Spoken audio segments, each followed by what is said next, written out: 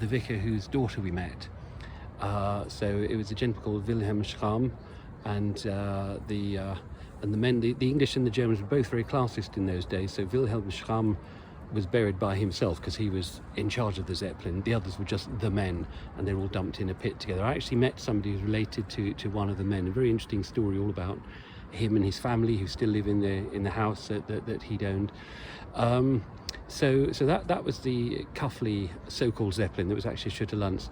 Then Potters Bar itself, there was an actual Zeppelin down here, and it was piloted by the famous Kapitänleutnant Heinrich Matti.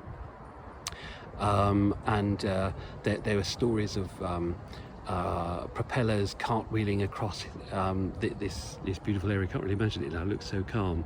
And haystacks catching fire and people hiding in barns to get away from the fire. And there's a story of the fires being pretty much out and a soldier standing next to a patch of water. He was stationed to be there and he got a bit bored, so he got a cigarette out, lit it and chucked it in the water, and it wasn't water, it was aviation fuel, and the fire started up again. So all sorts of stories here. Now what's this got to do with Mrs. Forbes, the lady with the pink talcum powder and so on? Well, she was in this building, which, as I say, is now a lovely harvester, which unfortunately I haven't got time to go to today, but I definitely recommend it. There was a knock at the door in the wee small hours of the morning. Mrs. Forbes, took her a long time to get to the door, yes. A Zeppelin's landed in your grounds. And she said, well, still be there in the morning, won't it? Good morning to you. Slammed the door and went straight back to bed. So she was obviously quite an indomitable lady.